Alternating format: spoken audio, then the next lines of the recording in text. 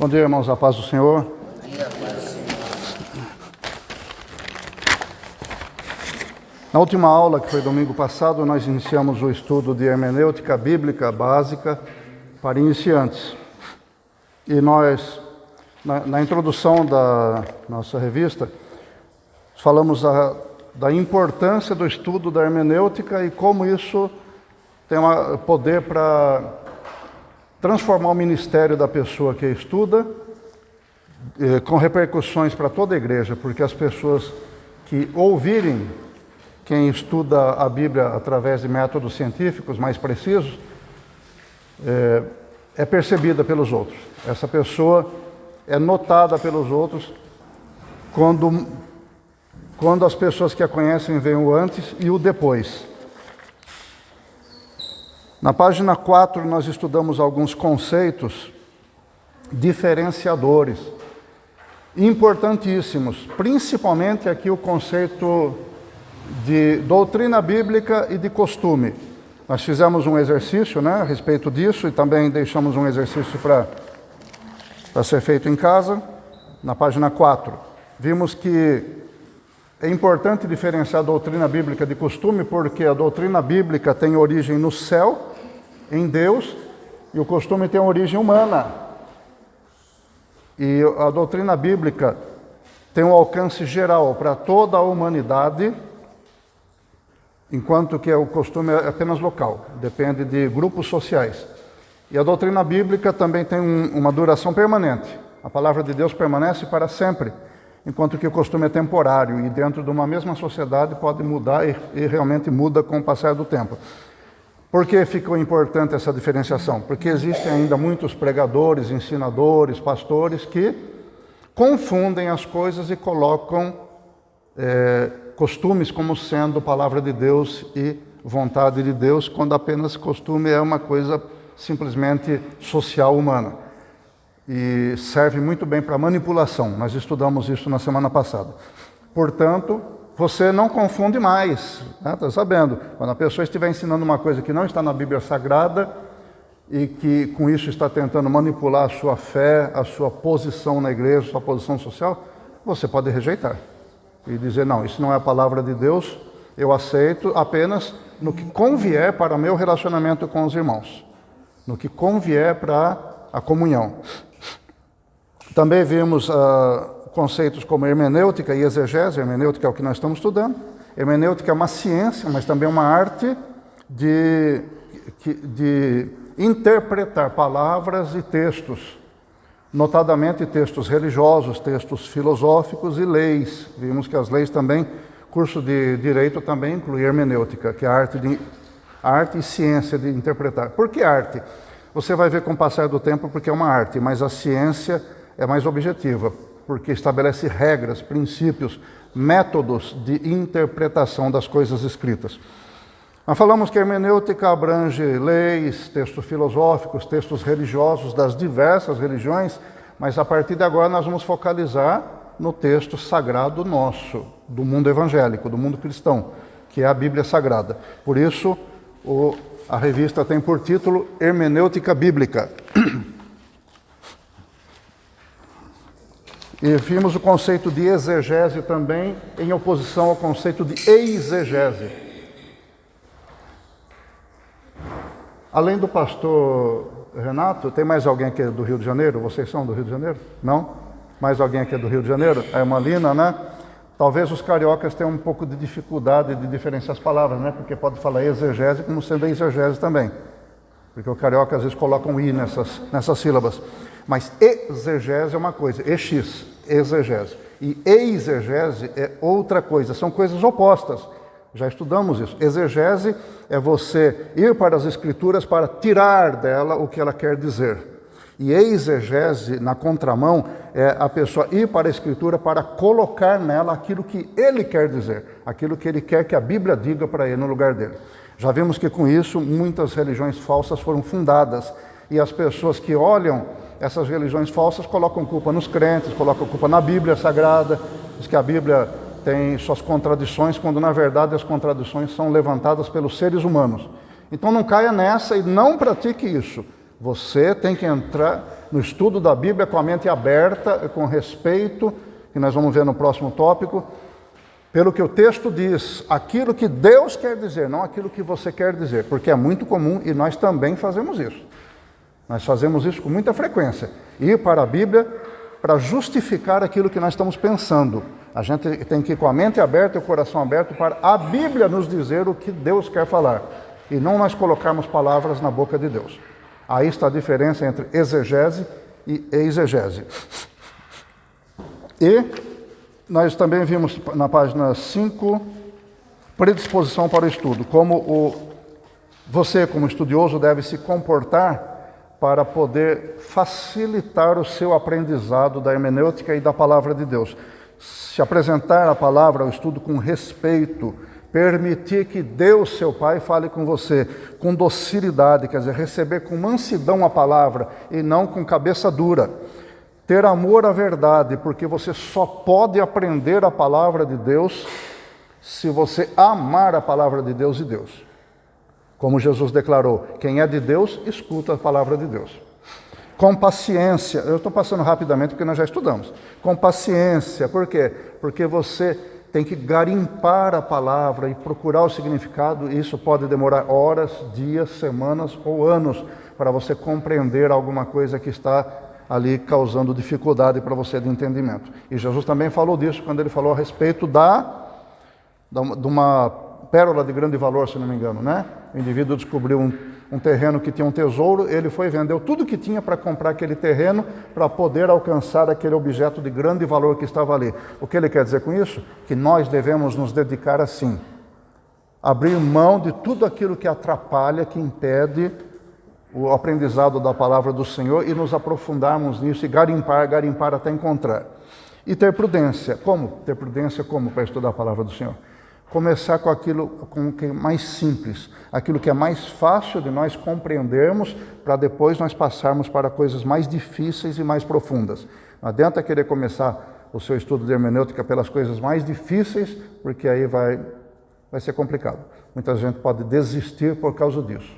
Então, parta do mais simples para o mais complexo. Página 6, depois nós vimos que há métodos de estudo. Por que existem métodos de estudo? Porque método é um procedimento organizado para nós fazermos alguma coisa, é um procedimento racional.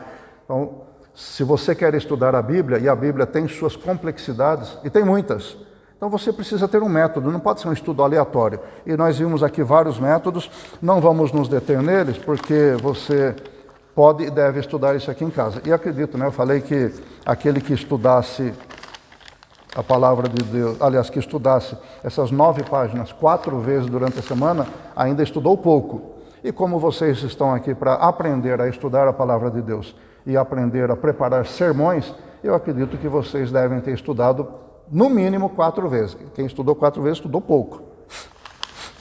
Bom, vamos lá para a chamada. Houve um quebra-galho hoje nessa introdução para dar tempo para alguns irmãos e agora nós vamos para a chamada.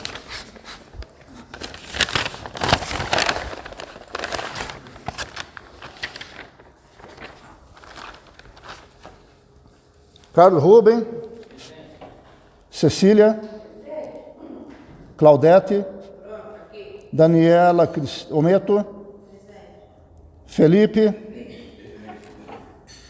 Fernando,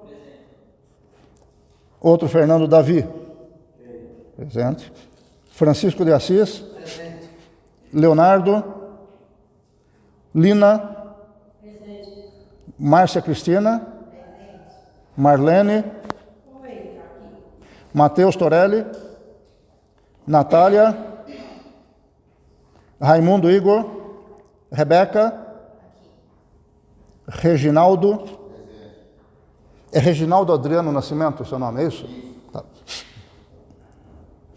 Renan Barbosa, Renata, Renato, é o pastor Renato. Eu coloquei o nome do pastor aqui apenas de mera formalidade, né? O pastor, claro, não tem obrigação nenhuma de estar presente. Ele está... Está faltando. Tá. Renielson, Rosilene, presente. Samara, Sandra Regina, presente. Sandro Aurélio. Sara Stefani. Sheila Melo. Valdenice. Wellington Castro. Isso. Alguém não foi chamado? As irmãs aqui, porque não tinham se inscrito. Então, depois da aula a gente conversa, tá? Depois da assembleia, né? Por favor, me procurem depois da assembleia. Faltou revista para alguma das presentes, alguma das pessoas?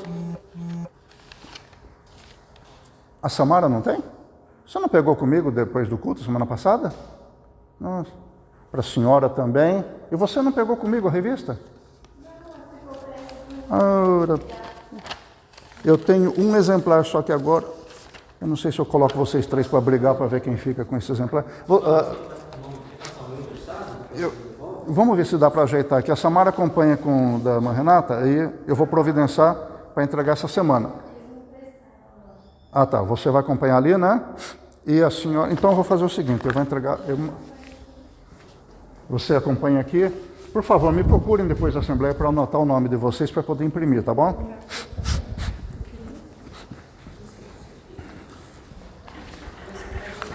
Nós vimos uma frase do Ari aqui, não foi?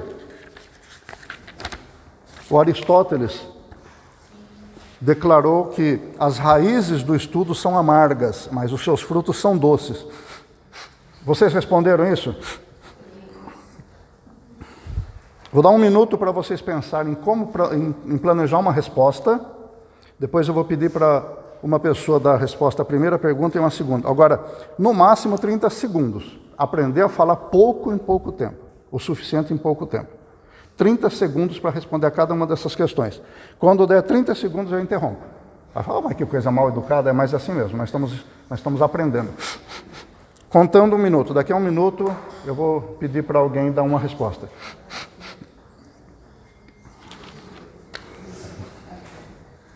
Página 9.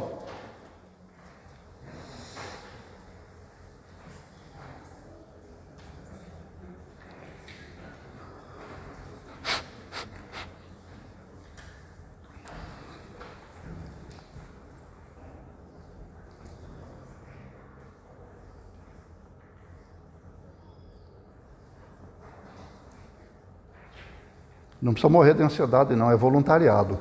É para alguém que quiser responder. Se ninguém quiser responder, eu pergunto. Você pode, ou você... Mas com o passar do tempo, eu vou começar a chamar as pessoas. Talvez não hoje, porque nós temos que evoluir.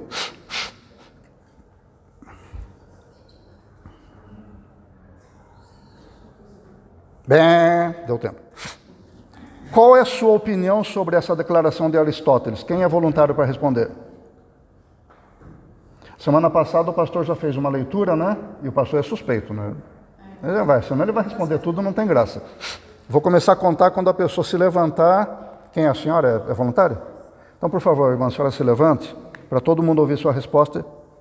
Quando a senhora se levantar, eu começo a contar os 30 segundos, né? Para obter o conhecimento é necessário estudo, com empenho, disponibilidade e dedicação. O que não é fácil. Que um assunto leva a outro, que leva a outro, que leva a outro. No final, estamos diferentes, o que estamos oculto se torna claro e isso se torna gratificante. Obrigado. Deus abençoe.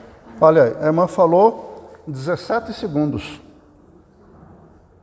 Tá vendo? A gente consegue dar uma resposta de coisas até complexas ou anunciar coisas até complexas em pouco tempo. E a gente tem que saber aprender a racionalizar a palavra. Por que isso? É aprendizado, hein? Isso vai afetar muito a próxima apostila de homilética. As pessoas não estão dispostas a ouvir a gente viajar na maionese. Nós vamos falar de viajar na maionese na próxima apostila. Não estão dispostas. As pessoas querem ouvir aquilo que é significativo. Então a gente tem que aprender a racionar palavras. Se o pastor deu para você um tempo de 40 minutos para apresentar um sermão para a igreja, e em 20, 25 minutos já apresentou o sermão, glória a Deus, amém, Deus abençoe a igreja e senta e deixa o resto com o pastor, ok? Não vamos encher linguiça porque o povo não está disposto a ouvir isso. Isso só prejudica depois aquilo que a gente falou. Às vezes a gente falou 5 minutos de coisas ótimas e meia hora de coisa depois enchendo linguiça, prejudicou o que falou de bom. A segunda questão, o que ela tem a ver com o seu ministério cristão? Essa declaração do Aristóteles. Quem vai se levantar, por favor, e dar uma resposta? O que essa declaração de Aristóteles? As raízes do estudo são amargas, mas seus frutos são doces. O que tem a ver com o seu ministério cristão? Quem vai se levantar para responder? Vamos lá, se arrisque. Você vai pregar um dia aqui na frente, o pastor já disse que vai ter estágio. Se arrisque, não tenha medo.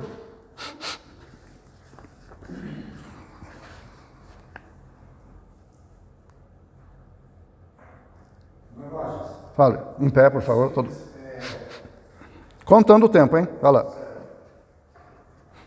Em relação a isso, eu coloquei assim: terei dificuldades, porém verei os frutos da dedicação. Desculpe, dá para repetir? Terei dificuldades, porém verei o fruto da dedicação. Ótimo, obrigado aí. Foi rapidinho também, né? Viu? Tá tranquilo. Parabéns. Parabéns aos irmãos que tiveram coragem. Da próxima vez a coragem vai ser chamada, viu? Vamos entrar agora na nossa lição de hoje, página 10, dar continuidade. Nós temos que fazer as coisas rápidas hoje também, porque hoje tem assembleia, né? A gente precisa procurar ganhar tempo para isso. Vocês estão vendo na página 10, regras para interpretação? Eu vou fazer uma leitura de uma maneira e vou pedir para vocês criticarem, preste atenção. Pode ir acompanhando. Eu vou ler 5 parágrafos. A primeira notícia que a Bíblia dá de uma interpretação errônea da palavra de Deus está registrada em Gênesis 3, envolvendo Satanás, Eva e Adão.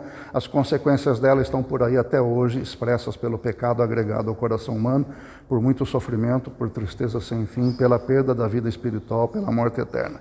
O mundo está repleto de religiões falsas, de doutrinas absurdas e de opiniões contrárias à Bíblia Sagrada. Chega, né?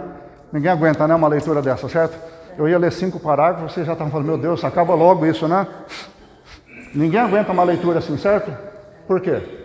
Sem parágrafo, foi direto. Sem vida, né? Sem flexão, sem entonação, sem variação. Então, como é que tem que ser lido? Como é que tem que ser lido? Um voluntário para ler o primeiro parágrafo, por favor. Um voluntário para ler o primeiro parágrafo, como essa pessoa acha que deve ser. Mas, por favor, irmão, leia de tal maneira que você faça com que as pessoas queiram que você leia mais. Oh, Francisco, que maravilha, leia mais. Primeiro parágrafo, por favor. A primeira notícia que a Bíblia dá de uma interpretação errônea da palavra de Deus está registrada em Gênesis 3, envolvendo Satanás, Eva e Adão. As consequências dela estão por aí, até hoje, expressas pelo pecado agregado ao coração humano, por muito sofrimento, por tristezas sem fim, pela perda da vida espiritual, pela morte eterna. Obrigado. Melhorou muito, não foi? Dá até vontade de ouvir mais, né? Ainda mais com uma voz bonita dessa, né? Mas olhe, presta atenção. Nós prestamos atenção à maneira como ele leu, mas prestamos atenção ao que ele leu, porque o que ele leu é ensino. Às vezes a gente faz isso, né? A gente fica observando o cantor cantando uma música, dá atenção para a voz dele, para ver se ele está afinado e tal, e a gente acaba não percebendo o que ele cantou, a letra. A gente faz isso até com músicas que são projetadas aqui. Quantas vezes a gente acaba de cantar e não sabe o que cantou? Então nós temos que prestar atenção ao texto, porque o texto é motivo do nosso estudo agora, hermenêutica bíblica.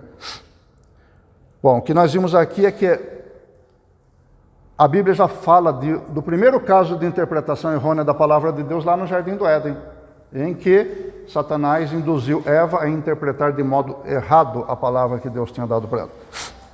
E as consequências estão aí até hoje. Primeiro, né? Lá o primeiro casal da raça humana trouxe consequências até hoje. Nós não precisamos e não devemos levar essas consequências adiante. Nós devemos interpretar corretamente a palavra de Deus para nós a levarmos para adiante, porque Satanás vai continuar tentando fazer com que nós interpretemos de maneira errada para nós e para os outros. Nós não podemos permitir que isso aconteça. Por isso nós estamos estudando hermenêutica. Ok? Vamos, quem vai ler o segundo parágrafo assim, que não, Francisco, de modo empolgante. Por favor, alguém se levante, vamos lá, senão a gente não termina hoje, tem assembleia ainda.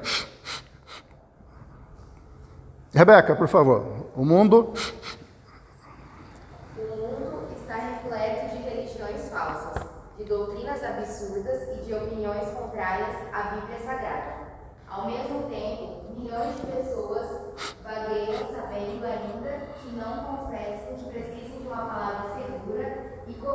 A humanidade está precisando, mesmo que as pessoas não confessem isso, mesmo que não digam com a boca, mas as pessoas estão sabendo.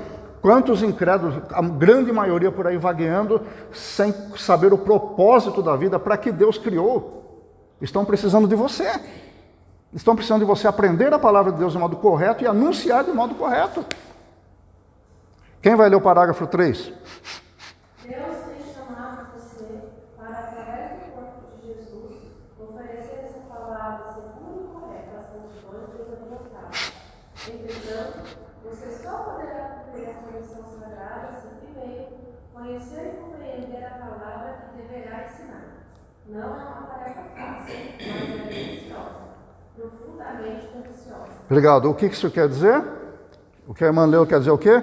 Que você tem uma tarefa importantíssima de ensinar a palavra de Deus, mas de ensinar, pregar e anunciar a palavra. Mas você só vai poder fazer isso se você conhecer a palavra de Deus. Não é simplesmente ler a palavra e dizer o que está escrito, é dizer o que Deus quer. Há exemplos na Bíblia de pessoas diante da multidão, lendo a Bíblia, no caso a Torá, o Antigo Testamento, a lei. Enquanto isso, pessoas estavam no meio do povo, que era muito numeroso, muita gente, dizendo o que significava aquilo. Você vai ver isso no livro de Esdras. Enquanto um lia, outros explicavam para o povo o que aquilo queria dizer. Deus chamou você para isso, para trazer a palavra dele, o significado da palavra dele para o coração e para a mente das pessoas. E aí você fazendo direitinho o Espírito Santo operar naquela vida. Vale a pena. O parágrafo 4 é o que está dentro do retângulo tracejado. Quem vai ler? Com toda sinceridade, você acha que vale a pena investir mais do seu tempo e dos seus recursos para procurar compreender melhor a palavra do Senhor? É uma pergunta que você vai ter que responder agora para Deus. Se você não entendeu a pergunta, leia na sua apostila de novo. Responda para Deus com toda sinceridade. Responda no seu coração para Ele. Você acha que vale a pena investir mais do seu tempo e dos seus recursos para procurar compreender melhor a palavra de Deus? Responda isso para o Senhor. Quem vai ler o parágrafo 5? 2 linhas só. Você não está sozinho nisso. Abaixo. Eis algumas regras importantes para você conhecer melhor e interpretar corretamente as Escrituras Sagradas. Obrigado aos irmãos que leram. Obrigado, irmã. Então você não está sozinho nisso, porque nós temos a hermenêutica para nos auxiliar. Lembrando, aqui são apenas conteúdos básicos para iniciantes, tá? Você deve se aprofundar com o tempo. Porque uma apostila dessa aqui com 28 páginas é, na verdade, a introdução do livro de hermenêutica, né? O prólogo do livro de hermenêutica os livros de hermenêutica são grandes e grossos. Então você dê prosseguimento aos estudos depois. Mas aqui já dá para você começar. Comece. Quem não começa, não continua. Tem que começar. Tem que sair do zero. Bom, a irmã leu que você não está sozinho nisso, porque aqui nós temos algumas regras importantes para você conhecer as Escrituras e interpretar corretamente. Nós vamos dividir essas regras em 2 blocos importantíssimos. Primeiro bloco, você está vendo aí, leva em conta apenas as palavras no texto. Quer dizer, nós vamos usar a Bíblia para interpretar a Bíblia, ok? Você vai recorrer à palavra de Deus para interpretar. E o segundo bloco diz respeito a você. Mas peraí, que a Bíblia interpreta a Bíblia, eu já estou ouvindo falar faz tempo, mas a minha vida pessoal tem alguma coisa a ver com a minha capacidade de compreender e de interpretar corretamente a palavra de Deus? É isso que nós vamos ver, né? Então, a última frase dessa página 10 é: respire fundo e vamos adiante. Bloco primeiro das regras de interpretação da Bíblia. Não são 2 regras, são 2 blocos. O primeiro bloco fala que a respeito das palavras dentro do texto bíblico. Isto é, a Bíblia, não esqueça isso. Essa é uma regra universal e fundamental da hermenêutica bíblica. A Bíblia interpreta a Bíblia. E você vai entender o porquê disso. Primeira regra, então. Nós vamos falar desse bloco 1 com 5 regras. Primeira regra: tome as palavras no seu sentido usual e comum, sempre que possível.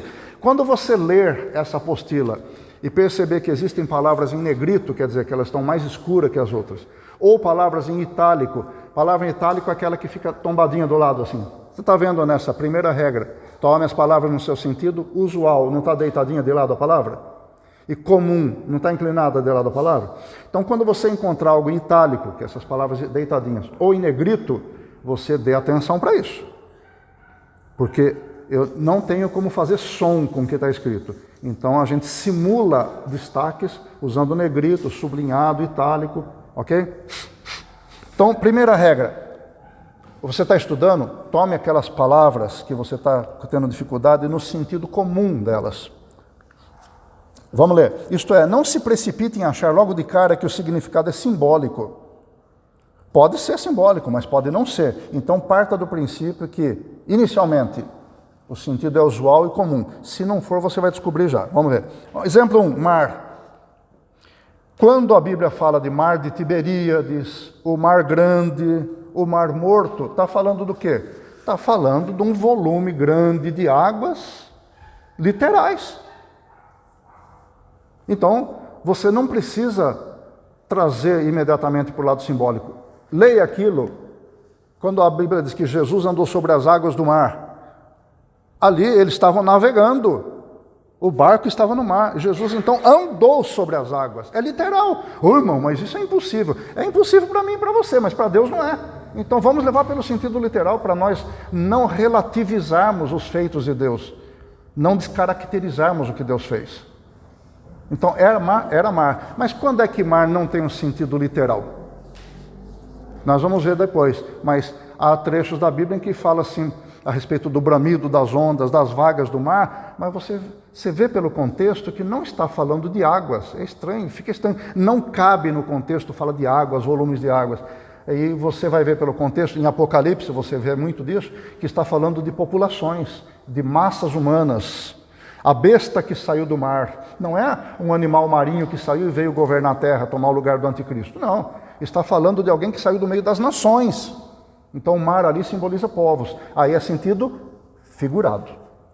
Entendeu? Olha a diferenciação. Isso é importante para estudar. Exemplo 2. Carne é carne, certo? Carne de boi, carne de porco, carne de vaca, carne de tatu. E a Bíblia, quando fala de carne, pode estar falando de 2 tipos de carne. Mas ela pode estar falando do tecido muscular, porém, nas cartas de Paulo, ele sempre fala de carne como sendo o quê? A natureza interior decaída. Aquele ser complicado que é pior do que Satanás, que mora dentro de nós e que nos induz, de acordo com a nossa vontade, a fazer o que é errado. Porque a carne é o pior inimigo do ser humano. Então, para Paulo, carne, você deve entender o sentido comum, usual da palavra carne para Paulo é a natureza decaída que mora dentro do ser humano, ok? Natureza pecaminosa.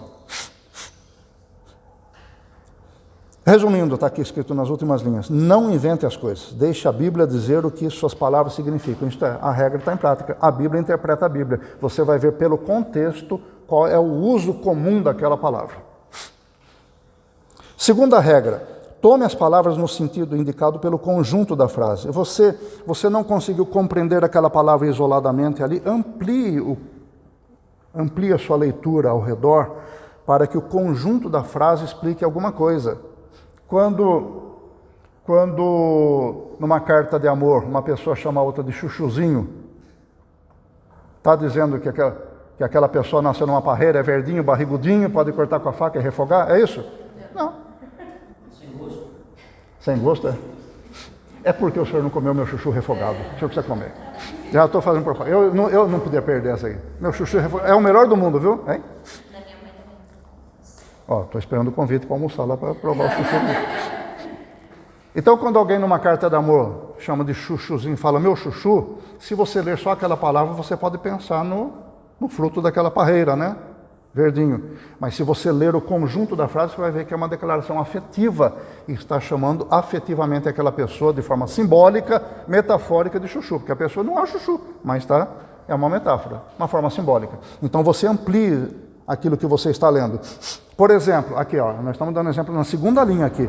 Romanos 4, 5, Tiago 2, 19, Judas 3, esses 3 escritores, Paulo, Tiago e Judas, falam da palavra fé com significados diferentes.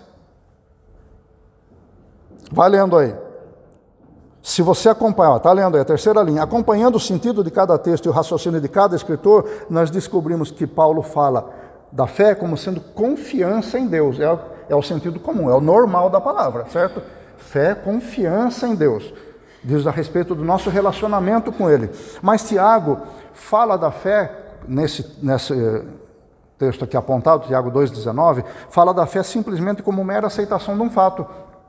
Não, eu tenho fé do que aquilo aconteceu. Por quê? Porque a palavra acreditar, no grego original, é a mesma coisa que fé, é pistis. Okay? Pisteu, pistis, é a mesma coisa. Então aqui, quando eu digo assim, não, eu acredito que você está falando a verdade, eu acredito que aconteceu aquilo. Olha, eu creio que isso vai dar certo. Não estou falando da fé relacional com Deus. Percebeu que é um significado diferente de fé? Eu estou falando da fé como acreditar, confiar em um acontecimento, um fato. E Judas já fala da fé como sendo outra coisa. Judas fala da fé, no versículo 3, como um conjunto doutrinário. A fé evangélica, a fé católica, a fé espírita. Não é relacionamento com Deus, está falando de um conjunto de doutrinas que caracteriza determinada religião. Então, quando você ler a palavra fé, a partir de agora, você já vai tomar mais cuidado, não vai?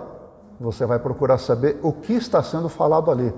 Está vendo como é importante a gente estudar hermenêutica? Você começa a desvendar certos significados por trás das palavras e expressões. A primeira regra diz, tome as palavras no sentido usual e comum sempre que possível. E a segunda diz, observe o conjunto da frase para ver o que quer dizer aquilo.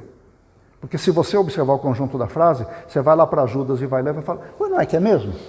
E não é que é mesmo que ele está falando é de um conjunto doutrinário? Eu não tinha prestado atenção nisso.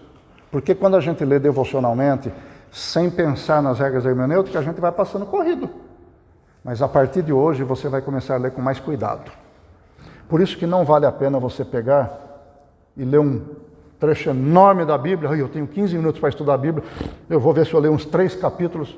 Não vale a pena. Isso não é estudar. Você pode fazer leitura devocional, mas reserve um tempinho mais tarde para você estudar aquilo que você leu, porque vale a pena estudar. Você vai aprender muito mais você vai aprender. Terceira regra, tome as palavras no sentido indicado pelo contexto. Essa regra dá para perceber que é quase a mesma coisa da segunda, né? É só você ampliar mais a sua margem de leitura. E continue acompanhando o raciocínio do escritor. Se você não puder compreender naquela frase do escritor bíblico o que significa aquela palavra, vai lendo um pouco antes, um pouco depois, procure referências, comentários, olha o que eu estou dizendo aqui, que nos ajude a compreender. Eu estou dando um exemplo aqui. 1 João 4,8 é uma declaração universal, todo mundo conhece. Diz que Deus é amor. Existe até uma igreja com esse nome, né? Igreja Pentecostal, Deus é amor, né? Deus é amor para essa igreja, mas para eles o conjunto de costumes tem um valor semelhante ao da palavra de Deus, viu? São pessoas de fé, pessoas muito dedicadas à oração, são pessoas de responsabilidade, buscam a santidade, mas o conjunto cultural da igreja tem o mesmo peso que a palavra de Deus. Mas vamos voltar para Deus é amor dentro da Bíblia. Então, por causa da declaração Deus é amor, tem muitas pessoas que falam, se Deus é amor, não vai mandar ninguém para o inferno. Deus não vai condenar ninguém. É muito comum isso no meio dos incrédulos. E não é verdadeiro. Porque o próprio escritor João, você lendo mais adiante, você vai ver que aquele que não ama a Deus, como é que vai amar seu irmão? Aquele que não tem o amor dentro de si, não tem o Filho de Deus. E quem não tem o Filho de Deus não vai para o céu, vai ser condenado. Então é preciso compreender o contexto, o que é que o autor quis dizer com isso. Não adianta pegar um versículo isolado. Paulo disse, todas as coisas são puras para os puros. Não disse? Existe uma religião baseada nisso, em que as pessoas têm sexo livre, ninguém é filho de ninguém, as crianças andam para lá e para cá, usam drogas, porque diz que tudo é puro para os puros. Eu não me lembro do nome da religião agora. Acho que é Perfect Liberty, se não me engano. Perfeita liberdade. Que liberdade isso? Isso é prisão do pecado. Baseado num versículo bíblico isolado, porque não ampliaram o contexto para entender o que Paulo quis dizer com isso. Você não pode cair nesse erro. Você está sendo chamado por Deus para pregar e ensinar a palavra do jeito que Deus quer falar com os corações. Então, não se detenha naquele pedacinho que causa dúvidas. Estude mais ao redor daquilo. Quarta regra, considere o propósito do trecho. Também é uma extensão das anteriores, mas vamos ver. Vamos ler. Descobrir o propósito do trecho a ser interpretado pode requerer sua leitura várias vezes e um estudo atencioso, levando em conta a ocasião em que foi escrito e quais eram as pessoas a quem se destinava. Eu falei isso a semana passada. Das 9 primeiras páginas da apostila, falei, quem ler 4 vezes vai ler pouco, porque você tem que aprender, botar isso na sua cabeça e no seu coração, que ler uma vez não vai resolver seu problema. Quem está estudando tem que estudar muito, ler muito. Existem declarações de pregadores famosos que diziam que antes de pregar um sermão, para preparar o sermão, o cara lia 50 vezes o trecho bíblico. E nós queremos pegar o pastor e falar, ó, irmão, você vai pregar domingo à noite. Eu vou para casa, dou uma passadinha assim, na Bíblia, leio aqueles versículos ali, dou uma passadinha, já vou para o papel, rascunho e estou pronto para o sermão à noite. Não estou. Aquilo que eu vou falar é aquilo que todo mundo pode ler na Bíblia. Eu preciso trazer uma impressão do Espírito do Senhor através daquela palavra para calar fundo no coração das pessoas. E acho que eu vou aprender isso lendo uma vez só? Eu tenho que ler e ler e ler. Então, durante esta semana, você já sabe. Você vai ter que ler mais. O que está escrito nessa apostila, ler de novo, estudar de novo, até isso entrar na sua cabeça e você falar, agora eu estou entendendo a hermenêutica. Ok? Você está vendo como é sério? Vamos continuar a leitura. Exemplo. E considerar o propósito, né? As palavras de Jesus em João 15:16 são empregadas pelos calvinistas como prova da eleição incondicional. O que diz João 15:16? Não fostes vós que me escolhestes a mim, mas eu vos escolhi a vós e vos nomeei para que vades e deis fruto e vosso fruto permaneça. E os calvinistas dizem o quê? Aí está vendo? Nós somos eleitos. Eu não estou dizendo que o calvinista está errado com relação à eleição. Eu tenho um pensamento diferente, mas não é isso que eu estou dizendo. O que eu quero dizer é que esta palavra não serve de prova.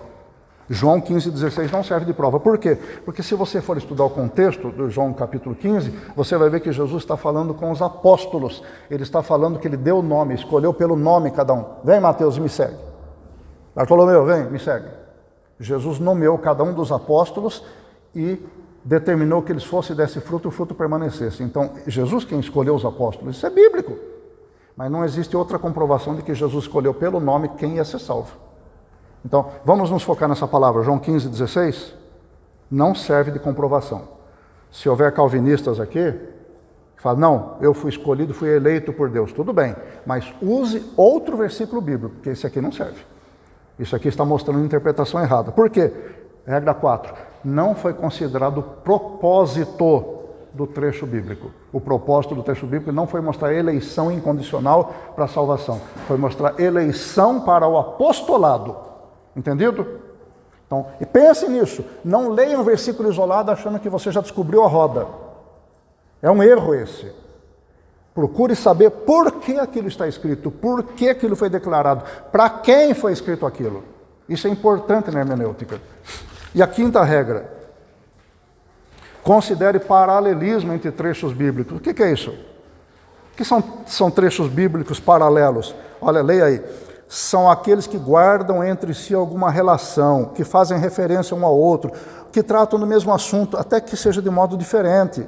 Então, quando você está em dificuldade para interpretar um trecho bíblico, você analisar um trecho paralelo pode esclarecer. Olha um exemplo claro aqui. E esse exemplo aqui é bom, né? Porque você sabe que a Igreja Católica errou por não usar trecho bíblico paralelo e para definir isso aqui. Por quê? Porque Jesus disse, olhando para Pedro, sobre esta, tu és Pedro, e sobre esta pedra edificarei minha igreja. O que é que a Igreja Católica diz? Que essa declaração da pedra fundamental da igreja diz respeito a Pedro, que sobre ele Jesus ia edificar a igreja, não é verdade? Aí disseram que ele é o primeiro Papa e ele é o fundamento da igreja. Mas o próprio Pedro, vamos lá para um trecho paralelo? Fundamental para discernir isso? O próprio Pedro, na sua carta, disse que, chegando-vos a ele, ao Senhor Jesus, que é a pedra viva, rejeitada pelos construtores. O próprio Pedro está dizendo que a pedra fundamental da igreja é Jesus Cristo. Então está havendo um erro aqui. Certo? Então você tem que considerar paralelismo de trechos bíblicos. Não formar doutrina a partir de um versículo isolado sozinho. Lembre-se disso. Não forme doutrina a partir de um versículo isolado. Nunca. Vá procurar referenciais, paralelismos, para você esclarecer aquilo e não viajar na maionese. Nós vamos usar na próxima apostila muito dessa expressão, viajar na maionese. Porque o que os pregadores mais fazem por aí é viajar na maionese, né? Ficou aqui um exercício de interpretação que você vai fazer na sua casa. Mais um, viu? Acho que são 4 para essa semana, hein? Na sua casa você vai fazer. Mas esse exercício aqui já está um pouquinho mais difícil, né? Claro! Você está navegando na hermenêutica, claro. Você vai sair do litoral e vai para o Mar Bravo, vai para o alto mar. As coisas vão se dificultando mesmo. Então você lê Lucas 11, versículos 29 e 30 e responde essas perguntas. Mas se eu errar eu vou tirar 0, eu vou ser reprovado. Não, esse exercício é para você treinar a interpretação. Mas eu vou pedir uma coisa para você. Seja honesto consigo mesmo, coloque o Senhor do seu lado quando você for fazer esse exercício e seja honesto, porque Deus está vendo. Você está participando de um curso sério, então faça com seriedade. Coloque Deus ao seu lado e fala, Senhor, me ajude. Eu estou aprendendo e estou com dificuldade. E faça o possível. Compre o campo que tem uma pérola escondida e cave, minere até encontrar. Não desista. Quem desiste não chega a lugar nenhum. Não desista. Isso aqui é o começo das dores, só, viu? É o princípio das dores. Então, começando as contrações. O parto vai ser bem lá na frente ainda, calma. Então, você vai fazer isso aqui na sua casa desta semana e dar contas na semana que vem, tá ok?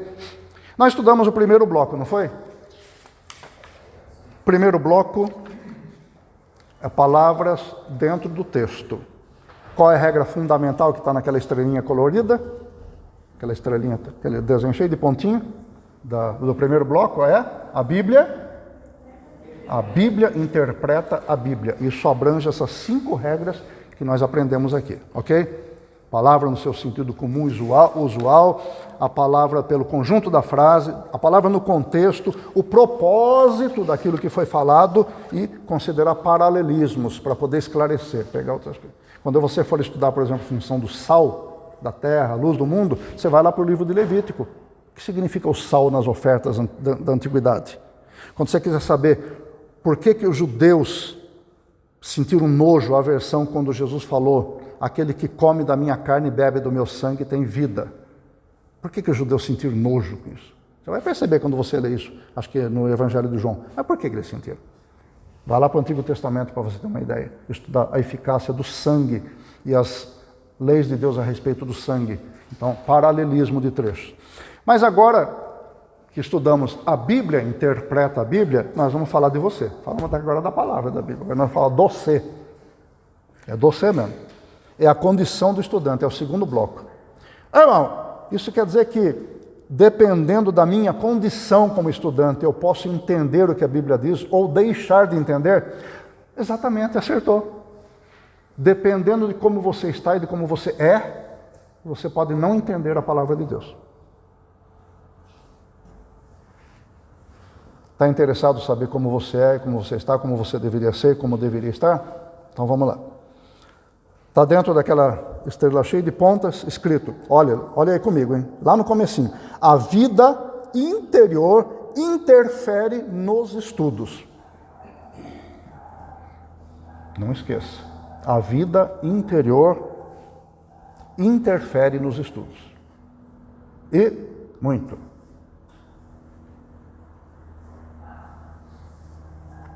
A Natália estuda a Bíblia muito mais do que eu. Não parece, né? Graças a Deus que não parece. Mas ela estuda muito mais do que eu. Ela já leu várias versões da Bíblia inteira e fez anotações, comentários, tudo. Ela sabe o quanto interfere. E tem que lutar, não tem? É, pastor? É fácil fazer um seminário cuidando de família, trabalhando à distância? Não é fácil. Então, o que é que tem que haver para diferenciar a pessoa que tem muitas dificuldades para estudar? Aqui e aqui, a vida interior. Isso vai interferir, vai fazer toda a diferença. Vamos ver algumas regras relacionadas. A primeira regra é tão simples, mas é tão simples que só tem 2 linhas. É a espiritualidade. Quase que não precisa falar que a sua espiritualidade, o seu nível de espiritualidade vai interferir no seu estudo. É você mesmo. Renata, pode ler para mim, por favor, a primeira regra?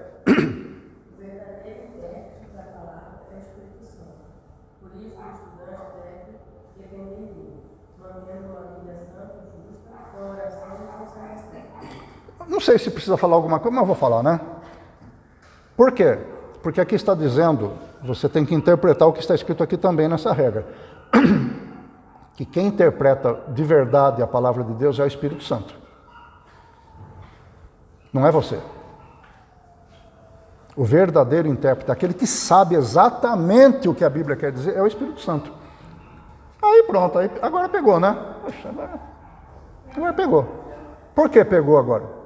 Agora deu, pegou. Por quê?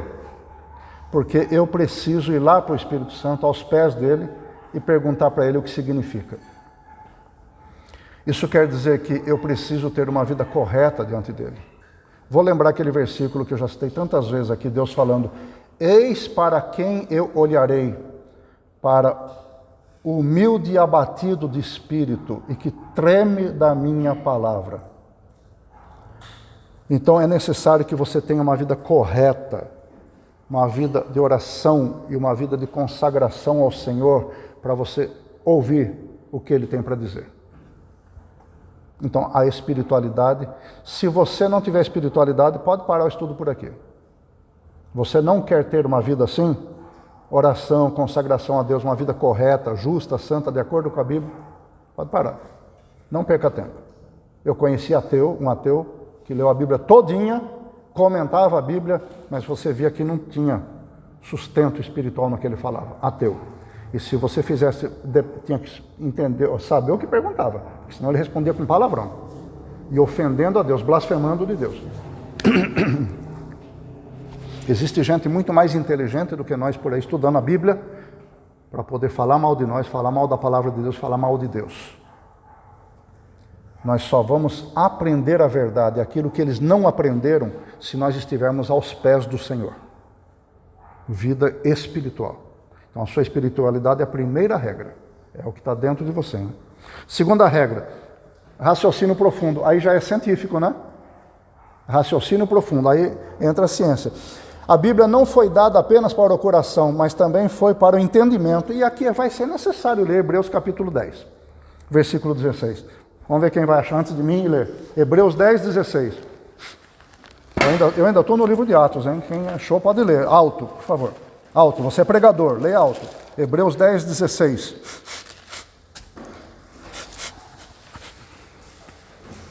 Alto, forte. Este é o Cordeiro que farei com eles depois daqueles dias, diz o Senhor. Porei as minhas leis em seus corações e as escreverei em seus entendimentos. Até aí, obrigado. Bom, todo mundo fala, eu tenho a palavra de Deus no meu coração. Mas Deus está falando que é só no coração? É no coração e no? É no coração e no? Por favor, fale alto, você é pregador. É entendimento. Você está sendo chamado para pregar a palavra de Deus, não pode ser tímido. Deus falou, colocarei as minhas leis no seu coração e escrevereis no seu entendimento, aqui a minha tradução diz na sua mente. Então Deus quer que você estude a palavra dele, não é só o coração. O seu estado mental também é importante. Você precisa raciocinar na palavra de Deus, meditar nela. O Salmo 1 diz isso, bem-aventurado o varão que não anda segundo o conselho dos ímpios, mas tem o seu prazer na lei do Senhor e na sua lei medita de dia e de noite. É usar o cérebro. Deus deu o cérebro para você usar. Existem coisas difíceis na Bíblia? Existem. Então eu vou orar a Deus, eu vou ficar esperando deitado na minha rede, tomando minha limonada, até Deus revelar para mim o que quer dizer isso. Negativo! Deus deu dificuldade e deu cérebro. Use, tenha responsabilidade com a palavra de Deus. Tenha responsabilidade com os dons que Deus deu para você. Deus deu cérebro para você raciocinar. Use seu cérebro. Então, primeiro, espiritualidade. É descansar, mas não é na rede, é aos pés do Senhor. Segundo, usar sua cabeça, o seu cérebro. Terceiro, mente aberta. Hein? Não entendi, minha irmã, desculpa. É difícil ter essa mente aberta. Todos nós temos restrição a alguma coisa. todos nós temos a mente fechada para alguma coisa. Tem gente que tem a mente muito mais fechada, né? Não quer aprender. Eu não saio disso que eu aprendi isso aqui desde criança, eu estou há 30 anos nessa religião, eu aprendi assim no passado, eu passei não sei por onde, o evangelista não sei quem falou isso, é isso aqui que eu aprendi, eu não abro mão disso. Pode deixar a hermenêutica de lado, fechar sua apostila, dar para outro e ir embora. Não vai aprender, não tiver a mente aberta, não vai aprender. E se o pastor souber quem é que tem mente fechada aqui no final deste curso, no final do mês de junho, quando o curso terminar e o pastor perceber quem tem mente fechada, eu acredito que ele vai pensar 2 ou 3 vezes antes de convidar essa pessoa para pregar. Por quê? Porque não adianta. Não buscou seguir as regras, não tem a mente aberta para a palavra, vai chamar para pregar uma responsabilidade de trazer a palavra para 50, 60 pessoas, que podem interferir na vida eterna da pessoa, no destino eterno. Por que o pastor vai chamar uma pessoa dessa para pregar? Quem tem a cabeça fechada? Abra sua cabeça, abra sua mente. Quem é de Deus, escuta as palavras de Deus, Jesus falou. Escute a palavra de Deus, não vá com preconceito, abra sua mente. Lendo aqui o que está escrito em Mente Aberta, a segunda linha diz que tentar realizar interpretação com ideias fixas é fracasso quase garantido. Tem gente que fundou religiões com base nisso, com ideia fixa, em vez de ter mente aberta. Olha só o que o segundo parágrafo diz, que é perigosíssimo para nós. Quando o estudante medita na Bíblia, né, com preconceitos, quer dizer, com mente fechada, aquilo que ele aprendeu, não abre mão, ele corre o risco de ficar satisfeito com trechos isolados que parecem justificar o seu pensamento prévio, o seu preconceito. Ele lê aquele trechinho, aquele pedacinho da Bíblia, aqueles 2, 3 versículos, estão de acordo com o que ele pensa, porque está isolado, ele não entendeu o significado no contexto amplo, fala, isso aqui já é o bastante para mim, que se eu for ler o resto vai complicar. E eu já vi gente pregando, eu cansei de ver gente pregando e ensinando com base nisso, pulando versículos que comprometem o entendimento dele. Em Sorocaba eu vi um pastor muito bom de escrituras, muito bom, ensinando a palavra de Deus e pulando trechos que dariam dificuldades e poderiam levantar questionamentos. É mente fechada. Aqui eu faço um exemplo. Você se lembra de Pedro quando voltou do evangelismo, que Jesus mandou aquele monte de gente evangelizar, quando voltou, o pessoal prestando conta, aí Pedro falando assim, nós entramos lá nas aldeias da Samaria, não nos receberam. O senhor quer que a gente peça que Deus mande fogo do céu para consumir aquela gente? Pedro não falou isso, porque ele na hora imaginou que podia acontecer. Não, ele se baseou num versículo bíblico. Qual foi? O profeta Elias, segundo o livro de Reis, capítulo 1. Elias estava lá, a mandado de Deus, esperando acontecer alguma coisa. O rei Acabe mandou uma tropa falar, chegou lá, homem de Deus, desce aí daí, venha com a gente que o rei Acabe está chamando. O que ele disse? Se eu sou homem de Deus, então desça fogo do céu e consuma vocês todos. E aconteceu. E aconteceu 2 vezes.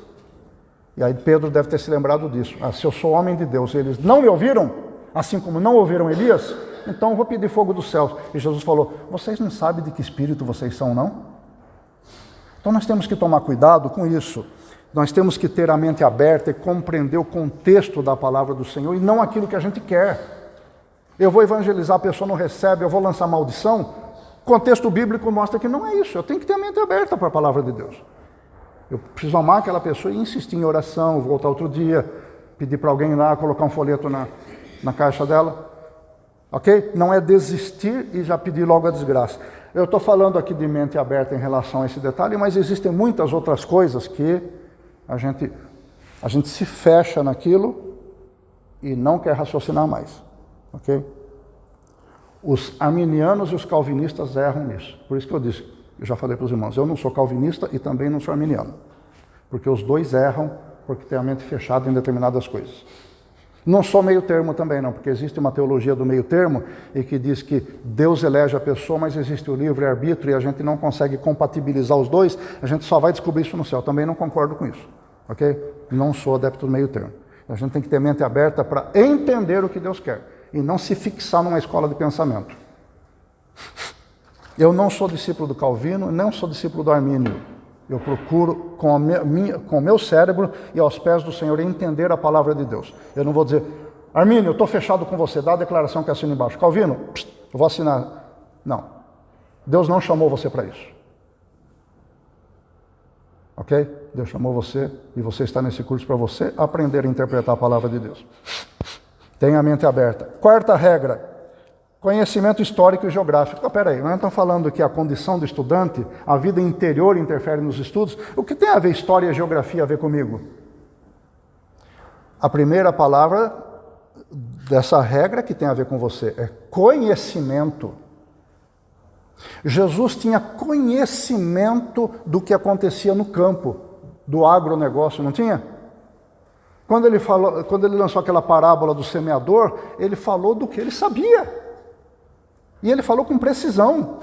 Quando ele disse assim, eu sou a porta das ovelhas, e discorreu aquela parábola toda, ele tinha conhecimento das coisas que estavam acontecendo. Ele sabia quem eram as autoridades. Ele chamou Herodes, vai e diz aquela raposa, isso. Ele tinha conhecimento da política da época. Conhecimento é algo que está dentro de nós. Então, traga para dentro de si conhecimentos da geopolítica, da história. É aqui que eu falo a respeito dos gregos. Esse aqui é mais uma lição para casa, tá? Esse exemplo aqui embaixo. Por que João emprega horários diferentes dos outros evangelistas em relação ao horário da morte de Jesus? Mateus, Marcos e Lucas falam que Jesus morreu a determinada hora. João fala que ele morreu em uma outra hora diferente. Por quê? Quem tem que explicar é você, não sou eu.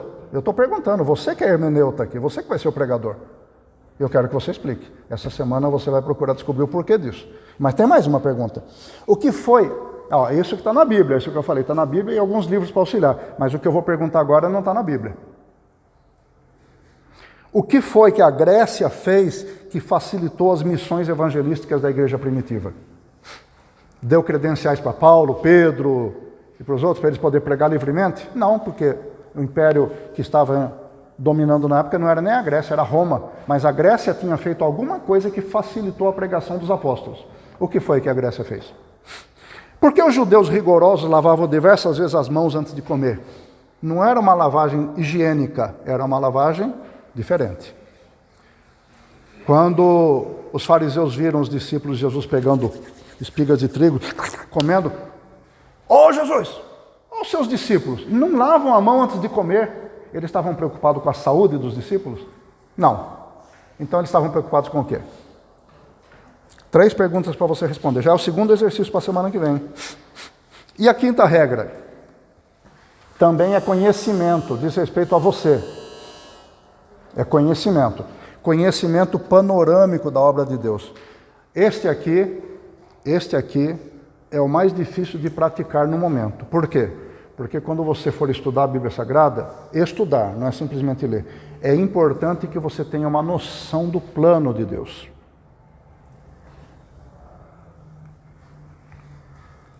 É por isso que todo mundo que está nesse curso aqui já leu a Bíblia pelo menos uma vez. Se você não leu, tudo bem. Quer dizer, tudo bem não, porque devia ter lido. Mas se você não leu, leia agora. Então você vai ter mais tarefas para ler em casa, você mais tarefas para fazer. Leia a Bíblia para você começar a compreender o panorama todinho da obra de Deus. Ter noções a respeito da criação de Deus. Ter noções a respeito da queda humana no pecado, lá no Jardim do Éden. Ter noções do plano que Deus levantou e anunciou para a raça humana, para salvar a raça humana da queda do pecado. Ter noções a respeito do fim das coisas, de que fala Apocalipse, Daniel, Mateus 24, Lucas. Essa noção do plano de Deus, desde lá da criação, passando pelo Jardim do Éden, a queda humana, o dilúvio, Abrão, Israel no Egito, o Êxodo, a entrada na Terra Prometida, e depois o decurso desses séculos todos até chegar em Jesus Cristo, e depois da morte de Jesus, a sua ressurreição e o anúncio para as coisas que vêm no futuro, o fim dos tempos. Você precisa ter uma noção, não precisa ser um mestre nisso, não, mas tem que ter uma noção. Então procure aprender isso. Por quê?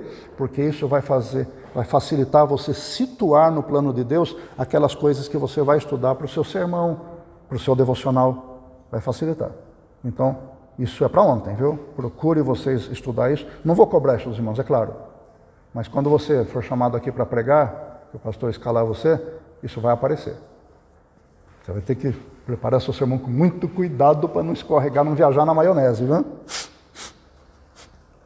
Vou dar uma dica para vocês. Procure estudar as doutrinas bíblicas. Procure na internet, mas procure site de confiança, site cristão de confiança. Não adianta você ouvir as pregações do aquele pastor piadista lá, como é o Cláudio Duarte. Não adianta você querer aprender com ele. Você vai aprender a dar risada só. Porque você precisa aprender a chorar. Procure um compêndio de doutrinas bíblicas na internet. Quem quiser, mande uma mensagem para mim que eu vou procurar ver se eu tenho. Se eu tiver, eu mando para você, ok? Para você ler. Leia assim panoramicamente, não precisa ler se detendo em detalhes, é para você ter uma noção. Sexta regra, conhecimento vernacular. Não tem nada a ver com vermes nem com veias, no sistema circular. Vernacular é conhecimento das regras do seu próprio idioma, da gramática da língua portuguesa, das palavras, a origem das palavras. Por quê? Isso vai ajudar muito a interpretar. Existe um escritor chamado D.A. Carson, que é um grande intérprete da Bíblia, e ele ensina como interpretar. O D.A. Carson é especialista nas línguas. Ele não apenas lê a Bíblia nas línguas, ele fala aquelas línguas, ele conhece, ele estudou, ele conhece a gramática do grego, do hebraico e do aramaico. Ele é especializado nisso. Ele diz que é importantíssimo para o estudante da Bíblia procurar aprender esses idiomas, e nós vamos ver no fim da apostila. Mas, ele diz, a grande maioria dos pregadores e ensinadores não tem condições de entrar por essa área, de aprender os outros idiomas. Ele falou assim, Deus não deixou essas pessoas sem condições de estudar, aprender e pregar a palavra. É claro! Imagina, quer dizer que tem que aprender hebraico, aramaico e grego para poder pregar? Não! Ele diz, é possível nós fazermos uma boa interpretação bíblica a partir do nosso idioma. A tradução da Bíblia que nós temos na mão, é em português. Se você puder aprender os idiomas originais, vai melhorar. Mas é possível você partir da sua língua vernácula, do seu idioma, o que você usa. Mas para você fazer isso, você precisa aprender um pouquinho de gramática, de regras, de verbos. Existe um trecho em Tessalonicenses, numa tradução da Bíblia tem uma vírgula no meio do trecho, na outra tradução não tem a vírgula. Essa vírgula muda todo o significado. Eu vou passar para vocês depois no grupo qual é esse versículo, e vocês vão ver. E aqui eu dou um exemplo do Romanos 12, 13, Paulo diz, comunicai com os santos nas suas necessidades. Olhe, como é que nós vamos interpretar isso aqui, para evitar esses erros que fala abaixo? Comunicai é um verbo que está sendo conjugado na segunda pessoa do plural, é vós. Nas suas necessidades, quer dizer, não é você se comunicar porque você tem uma necessidade, porque vós é a segunda do plural e suas é a terceira do plural. Então, quer dizer o seguinte, vós deveis vos comunicar com os santos nas necessidades deles. Vocês têm que se preocupar com os irmãos na fé que estão passando necessidades. Vocês têm que olhar para eles. É isso que quer dizer.